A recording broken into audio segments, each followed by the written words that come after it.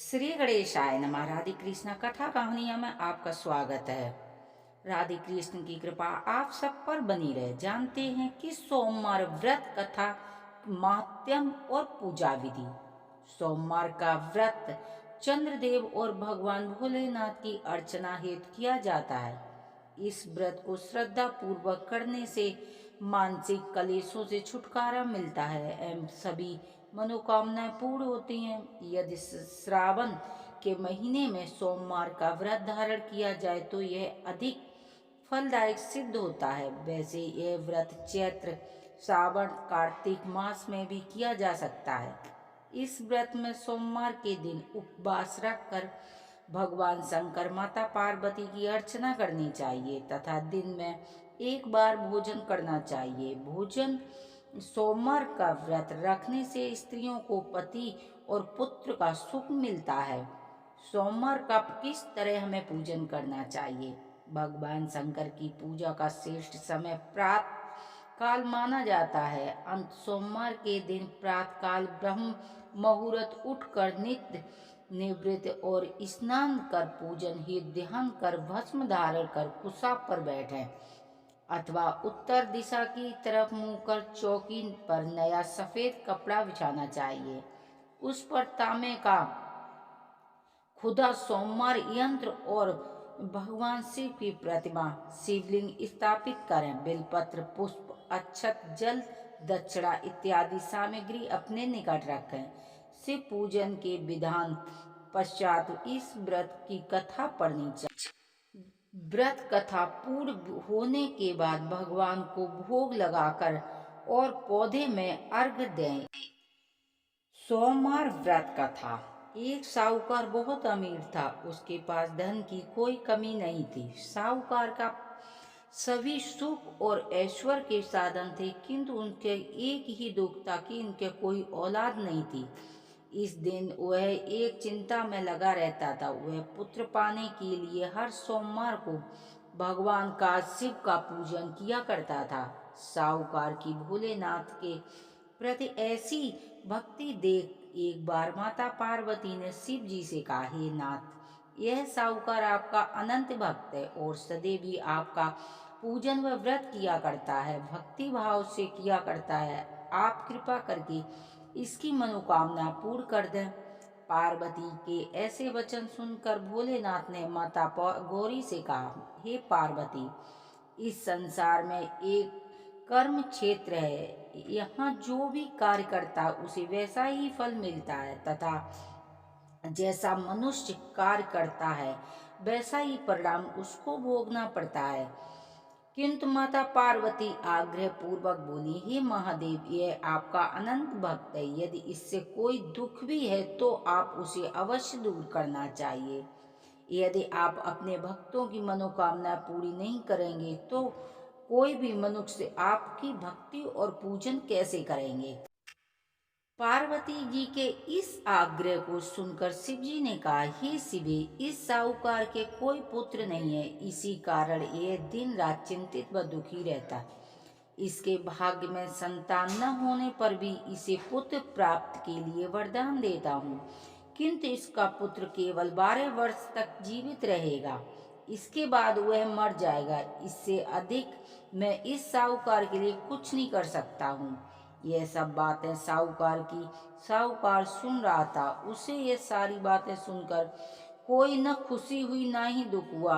वह पूर्ण वर्ष शिव जी की पूजा व्रत करता रहा। कुछ समय पश्चात साहूकार की पत्नी गर्भवती हुई और 10वें महीने में एक सुंदर पुत्र को जन्म दिया।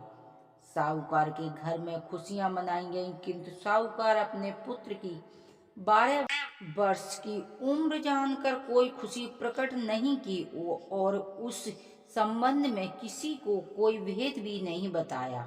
वह बालक धीरे धीरे बड़ा होने लगा। जब वह बालक 11 वर्ष का हो गया तो बालक की माता ने साहूकार से कहा, इसके विवाह के लिए कहा, किंतु साहूकार ने कहा कि मैं इसे काशी पढ़ने भेजूंगा। साहूकार ने अपने साले को बुलाकर कहा कि तुम इस बालक को काशी पढ़ने ले जाओ और इसे विधिवत शिक्षा ग्रहण कराओ। साहूकार ने को बहुत सा धन देकर कहा कि रास्ते में जहाँ कहीं भी ठहरो वहाँ यज्ञ और ब्राह्मण को भोजन कराते जाना। इस प्रकार वह दोनों मामा भांजे रास्ते में यज्ञ दान करते हुए ब्राह्मण को भोजन कराते हुए जा रहे थे। लंबी यात्रा के बाद मामा भांजे एक नगर पहुंचे। उस दिन नगर के राजा की कन्या का विवाह था, जिस कारण पूरे नगर को सजाया गया था। निश्चय समय पर बारात आ गई, लेकिन वर का पिता अपने बेटे की एक आंख से काने होने के कारण बहुत चिंतित था। उसे भय था कि इस बात का पता चलने पर कहीं राजा विवाह के लिए इनकार न कर दें, इससे उनकी बड़ी बदनामी होगी। जब वर के पिता ने व्यापारी के पुत्र को देखा तो उसके मस्तिष्क में एक विचार आया। उसने सोचा, क्यों न इस लड़के को दूल्हा बनाकर राजकुमारी का विवाह करा दूं। विवाह के बाद इसको धन देकर विदा कर दूंगा और राजकुमारी को अपने नगर ले जाऊंगा। वर के पिता ने लड़के के मामा से इस संबंध में बात की। मामा ने धन मिलने के लालच में वर के पिता की बात स्वीकार कर ली। इसको दूल्हा के वस्त्र पहनाकर राजकुमारी के साथ विवाह करवा दिया। राजा ने बहुत सारा धन देकर राजकुमारी को विदा किया। शादी के बाद जब लड़का राजकुमारी के साथ लौट रहा था तो वह सच नहीं छिपा सका और उसने राजकुमारी के दुपट्टा पर लिख दिया, राजकुमारी तुम्हारा विवाह मेरे साथ हुआ था। मैं तो वाराणसी पढ़ने जा रहा हूँ। अब तुम्हें जिस नवयुवक के पत्नी बनना पड़ेगा वह एक आंख से काना है। जब राजकुमारी ने अपनी ओढ़नी से पर लिखा हुआ पढ़ा तो उसने काने लड़के के साथ जाने से इनकार कर दिया। जब राजा ने ये सब बातें पता लगी तो उन्होंने राजकुमारी को महल में रख लिया। इधर लड़का अपने मामा के साथ वाराणसी पहुंच गया और गुरुकुल में पढ़ना शुरू कर दिया। जब उसकी आयु 16 वर्ष की हुई तो वह यज्ञ किया। यज्ञ के समाप्त पर ब्राह्मणों को भोजन कराया और खूब अन्न वस्त्र दान दिए। रात को लड़के ने शयन कक्ष में सो गया। शिव के वरदान के अनुसार शयन अवस्था में ही उसके प्राण पखेरु उड़ गए। सूर्योदय पर मामा मृत भांजे को देखकर रोने पीटने लगा। आसपास के लोग एकत्र होकर दुख प्रकट करने लगे। लड़के के मामा ने रोने पर विलाप करते हुए स्वयं समीप से गुजर रहे भगवान शिव और माता पार्वती ने भी सुने। माता पार्वती ने भगवान से कहा, हे प्राणनाथ, मुझे इसके रोने के स्वर सहन नहीं हो रहे हैं, आप इस व्यक्ति को जीवित कर दो। भगवान शिव ने माता पार्वती के साथ अदृश्य रूप से समीप जाकर देखा तो भोलेनाथ माता पार्वती से बोले, यह तो उसी व्यापारी का पुत्र है कि जिसे मैंने 16 वर्ष आयु का वरदान दिया था। अब इसकी आयु पूरी हो चुकी है। माता पार्वती ने फिर भगवान शिव से निवेदन कर उस बालक को जीवन दान देने का आग्रह किया। माता पार्वती के आग्रह पर भगवान शिव ने उस लड़के को जीवित होने का वरदान दिया और कुछ ही पल में वह जीवित होकर उठ बैठा। शिक्षा समाप्त करके मामा के साथ अपने नगर की ओर चल दिया। दोनों चलते हुए उसी नगर में पहुंचे जहाँ की वो लड़का का विवाह हुआ था। उस नगर में भी यज्ञ का आयोजन किया। समीप से गुजरते हुए नगर के राजा ने यज्ञ का आयोजन देखा और उससे तुरंत ही लड़के को उसने पहचान लिया। यज्ञ समाप्त होने पर राजा मामा और उसके लड़के को महल में ले गए और कुछ दिनों महल में रख के बहुत सा धन वस्त्र आदि देकर राजकुमारी के साथ उसका विदा किया।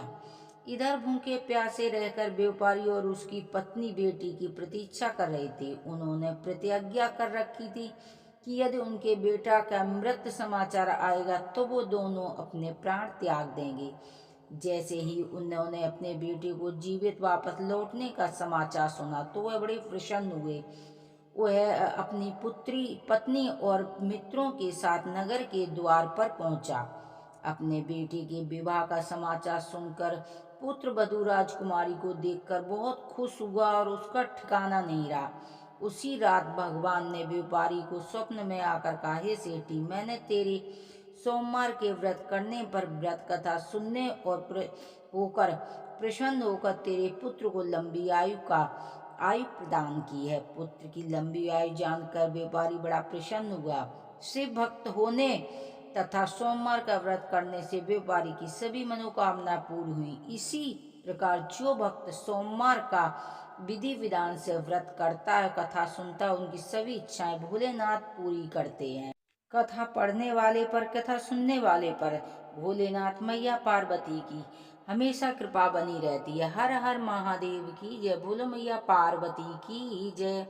कर्पूरी गौरम करुणावतारम संसादिसारम भुजगेन्द्रहारम सदा वसंतम हृदयारविंदे भवम भवानी सहितं नमामि।